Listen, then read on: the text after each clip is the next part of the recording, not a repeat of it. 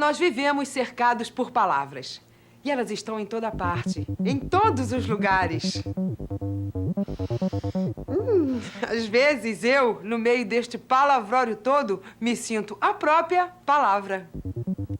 Sou palavra. Eu sou palavra. Sou homem. Tenho um nome. Meu nome é Antônio. E também posso ser chamada de apresentadora deste programa. Sou palavra. É verdade. Quase todas as palavras que usamos pertencem à língua portuguesa. Isto porque, no Brasil, a língua portuguesa é o idioma oficial. Mas, afinal de contas, para que serve uma língua? Pra falar? Um beijo. Você é linda. Eu te amo. Uma língua serve para pedir, Mandar, perguntar, responder, agradar, desagradar, ensinar. aprender. Uma língua serve para comunicar. E é por isso que a língua portuguesa é a grande estrela do nosso programa. E eu? É fácil percebermos a importância que a língua portuguesa tem em nossas vidas. Estamos sempre nos servindo dela, a todo momento, a todo instante. Por exemplo, imaginem como seria se nos faltassem as palavras. Moço. Moço. Ô, moço. Eu tô precisando daquele... Como é mesmo o nome daquele negócio? É assim, espetadinho pra cima. Não, moço. Ele é espetadinho pra cima. Tem um treco que faz assim, aí depois vira. Aí fica redondinho na ponta. Não, moço. De um lado ele tem um furinho, que é pra gente botar aquele outro treco de botar na parede, entendeu? Não, não é isso. Você tá de má vontade comigo? A comunicação entre a compradora e o vendedor seria muito mais simples se ela pudesse lembrar o nome do objeto que ela deseja. Uma simples bucha de parede. É muito importante para a nossa cultura conhecermos bem as palavras e a nossa língua. Caso contrário, não poderíamos nos comunicar através da linguagem verbal. Você sabe o que é linguagem verbal? Verbal é uma palavra que vem do latim que significa palavra. A linguagem verbal é um sistema de comunicação que utiliza as palavras. Mas e se não existissem as palavras?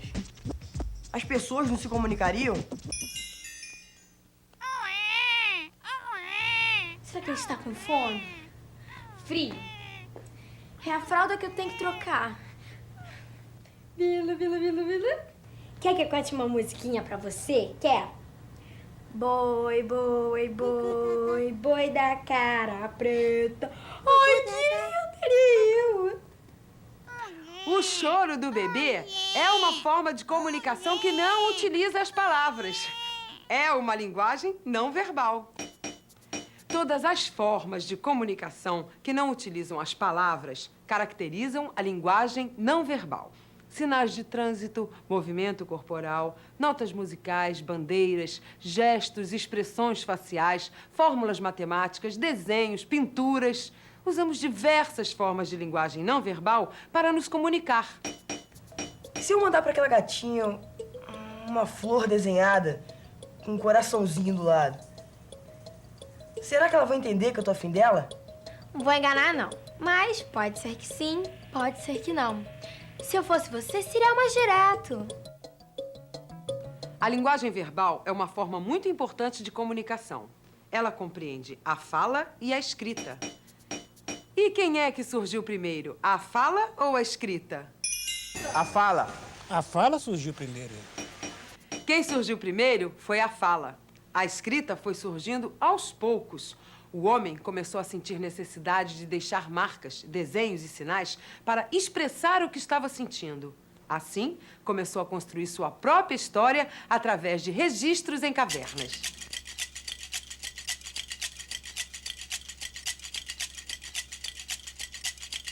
Os egípcios e chineses foram os primeiros povos a registrar informação e fatos através de sinais. Os egípcios representavam palavras como homem, boi, sol e água com estes sinais. Os chineses representavam estas mesmas palavras, homem, boi, sol e água, com estes outros sinais.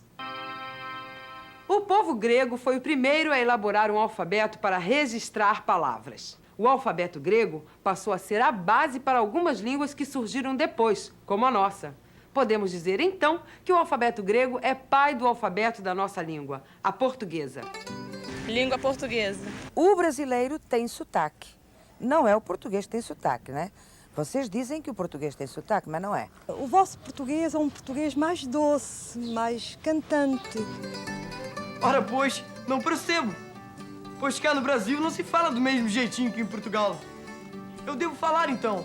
Afinal, por que se diz que no Brasil se fala a língua portuguesa?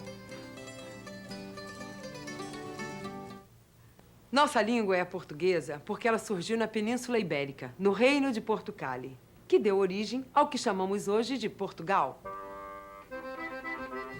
No mundo não me sei parelha, mentre me foi, como me vai. Caja amor eu por vós, e ai minha senhor, branca e vermelha. Nossa, que língua é essa? Por incrível que pareça, essa língua é a portuguesa. Diferente, não é? Este é um trecho de uma cantiga escrita no século XII. Algumas palavras são bem diferentes das que usamos hoje em dia. Como non, que quer dizer não. Ou moiro, morro. É que uma língua se modifica com o passar do tempo. Antigamente, eu e minha mãe íamos à farmácia com PH. E houve tempo em que as pessoas iam ao teatro em vez de teatro. Onde é que essa língua vai parar? A língua não para nunca, desenvolve. Farmácia era com PH. Foto era com PH. Colégio tinha 2 L's. Fato era com C, facto. Tranquilidade tinha 2 L's. Isso não para nunca. Uma língua está sempre se transformando no tempo. O português de hoje não é o mesmo do passado. E o português de amanhã será diferente do atual. Como será a nossa língua no futuro? É impossível saber. Alguma pergunta? Eu tenho uma curiosidade. Nós já vimos como surgiu a fala e a escrita. Que tal agora a gente conhecer como se fez a língua portuguesa? Como faz a língua portuguesa? Temperam, colocam no molho, abafada e vai cozinhando. A língua portuguesa não se fez, porque ela ainda está se fazendo, sempre, a todo momento. Ela surgiu a partir do latim, uma língua falada na região do Lácio, hoje Itália. O latim não existe mais, porém ele deu origem a várias línguas, como o português, o espanhol, o italiano, o francês. Por isso, elas são chamadas línguas neolatinas. Mas não só o latim formou a língua portuguesa. Muitos outros povos invadiram ou simplesmente estiveram na Península Ibérica. Esses povos deixaram marcas da sua cultura em Portugal. Deixaram também muitas palavras que foram incorporadas ao vocabulário português. Qualquer dúvida? Acompanhem o Rap da Conquista. Rap da Conquista. Português é uma língua que nasceu do latim, mas recebeu a influência de quem veio conquistar. O povo árabe foi lá e deixou muitas palavras como alface, alicate e chá. Que é algodão? Já os gregos também foram e lá deixaram corda e calma. Os hebreus deixaram bálsamo, aleluia e o sábado. Então não podemos agora esquecer dos chineses que com sua sabedoria deram nanquim e o chá. Já o japonês esperto lá deixou kimono e biombo. Quem souber de mais palavras, pode agora completar. Há muitas outras palavras além dessas. Isso porque uma língua, naturalmente, pega palavras de outros povos. Povos que vieram conquistar ou povos que foram conquistados. A língua portuguesa se modificou ainda mais quando os portugueses decidiram sair de Portugal para conquistarem novos mundos.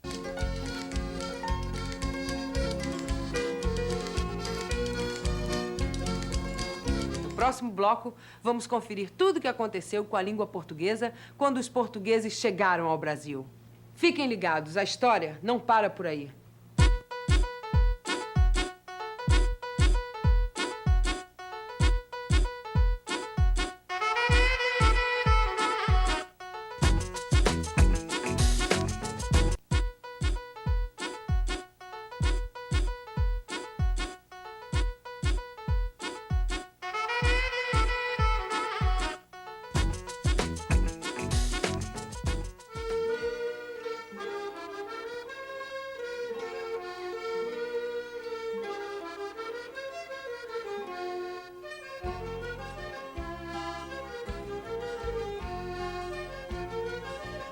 Ó mar salgado, quanto do teu sal são lágrimas de Portugal.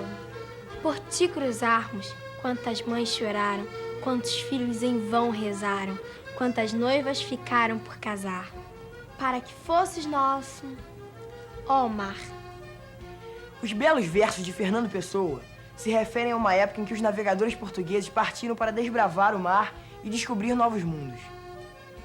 Isso aconteceu nos séculos XV e XVI. Portugal se tornou uma grande potência na época e expandiu sua cultura e sua língua pela África, Ásia, Oceania.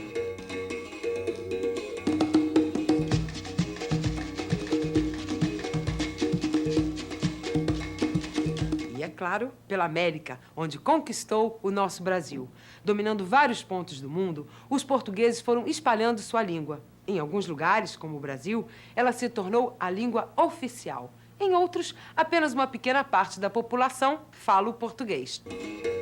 A língua portuguesa não é a mesma em todos os países. Ela tem diferenças em cada lugar conquistado, porque ela muda de acordo com o povo do lugar. Por exemplo, existe um português falado no Brasil que é diferente do falado na Europa, na Ásia ou na África. Isso, às vezes, gera algumas confusões. Tava na fila do cinema, aí o português chegou pra mim e disse: "Eis aqui a bicha do cinema." Eu falei: o senhor tá me estranhando?" Aí ele me explicou que em Portugal, bicha é fila, que ele tava ali pra ver um filme giro. Aí eu me invoquei e disse: "Aqui, meu amigo, eu tô pouco me importando que se lá em Portugal quem tá na fila é bicha, entendeu? Mas o caso é que o senhor tá no filme errado. O nome do filme não é giro, é fuga." Aí o português começou a rir da minha cara. Disse que giro em Portugal é bonito. As diferenças entre o português de Portugal e o português do Brasil são muitas. E sabem por quê? Tudo começou há muito tempo atrás. Em 22 de abril de 1500. É verdade. Na quarta-feira seguinte, avistamos terra. Dali ouvimos vista de homens que andavam pela praia, cerca de 7 ou 8. A feição deles é serem pardos, quase avermelhados, de rostos regulares e narizes bem feitos. Andam nus, sem nenhuma cobertura, nem se importam de cobrir nenhuma coisa, nem de mostrar suas vergonhas. Esse é um trecho da carta escrita ao rei de Portugal por Pero Vaz de Caminha. É o primeiro texto escrito no Brasil. Na carta, Pero Vaz de Caminha descreve os habitantes que moravam na nova terra.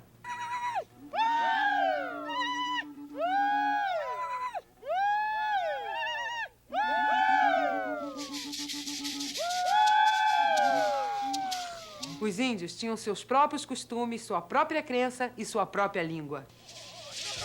Coacatu, estão em Kirarupi? Desejo a vocês muito Itajuba, não Itajubahana. Não estão achando que eu fiquei maluca, né? Isso é vocabulário tupi. O povo que habitava o Brasil antes dos portugueses também tinha suas palavras. No início da colonização, a língua tupi era até ensinada nas escolas, mas depois... Antes dos portugueses chegarem ao Brasil, todo dia era dia de índio. Depois, os índios foram massacrados culturalmente. Aldeias foram dizimadas, povos extintos. Mas, mesmo assim, eles deram muitas coisas para nós e muitas palavras para a língua portuguesa. Palavras que permanecem em nosso vocabulário. Aposto como vocês conhecem algumas. Abacaxi, Mangaba, caju, mandioca jabuticaba.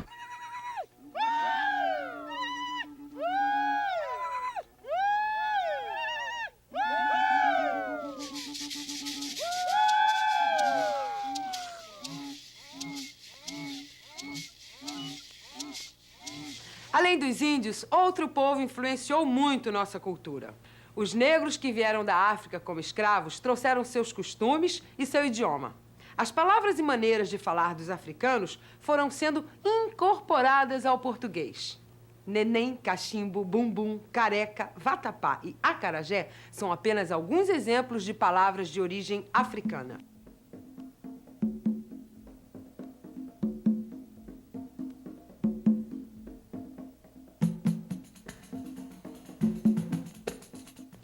Com influências dos negros e índios, o português falado no Brasil foi, aos poucos, se tornando diferente do falado em Portugal. E as diferenças não pararam por aí. Depois, ele continuou se modificando, sofrendo outras influências. Sim, o espanhol influenciou bastante o português. Espanhol, italiano, francês, inglês. Corriqueiramente, as palavras foram se adaptando à nossa língua portuguesa no seu dia a dia. Não tenha dúvida. A nossa língua é viva e está sempre mudando de acordo com as relações que ela estabelece com outras línguas. No início desse século, um povo nos influenciava muito culturalmente. Adivinhem quem ditava a moda no Brasil? Um salão de Paris, a linda moça de olhar gris, toma café. Moça feliz. Cadê o sertão daqui? O lavrador derrubou. Cadê o lavrador? Está plantando café. E que deu café? Moça bebeu. Mas, moça, onde está? Está em Paris. Moça feliz. Estar em Paris era o sonho dos brasileiros que enriqueciam com o café. No Brasil, os costumes, a moda, os móveis, a literatura, a política, tudo sofria a influência da cultura francesa, que, aliás, ditava a moda na Europa também. É o momento da Belle Époque, ou Bela Época.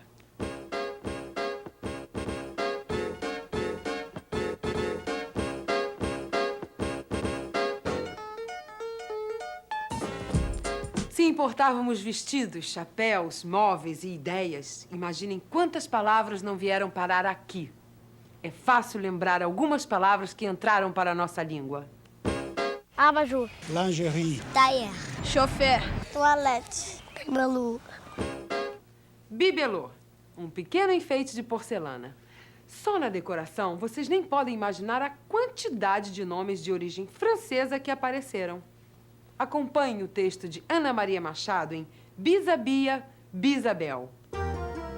Na sala tinha um tal de buffet, ou etagère, no quarto. A penteadeira cheia de enfeites de louça, que se chamavam bibelô. E a bombonière, uma espécie de compoteira. E o plafonier, que era uma luminária.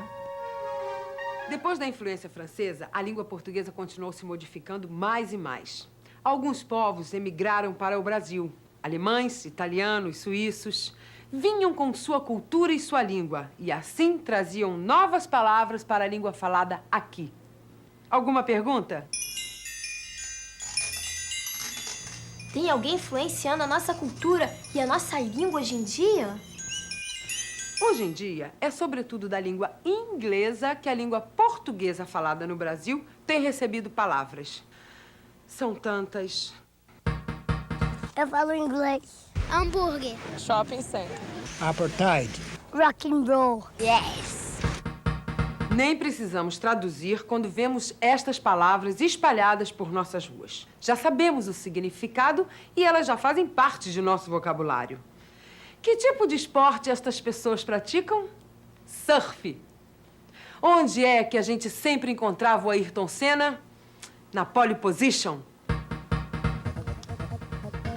Bye, Dad. Vou curtir o Hi-Fi Night com meu gato. Hi-Fi o quê? Hi-Fi Night? É dança, pai. É melhor o senhor se plugar logo, hein? O negócio não é ficar alto no meio da crowd. Tim quietinho, assim como eu, percebe muito bem isso. É melhor você botar esse botão aqui. I love English. Alguém pode me dar um help? A influência que um povo exerce sobre outros tem muito a ver com o poder que esse povo tem. Hoje em dia, a cultura americana é que é exportada para o Brasil e também para o resto do mundo. Por isso, é dela que pegamos a maioria das palavras. Ai, quer dizer que a língua não para? É tudo vapt-vupt. No futuro. Será o que ainda vem? O futuro é um passo para o infinito. A comunicação entre pessoas e povos é uma coisa dinâmica e transformadora. As palavras, com seu imenso poder de comunicação, se transformam e se enriquecem num processo sem fim. Até o próximo programa. Bye, bye. Au revoir. Tchau. Até logo.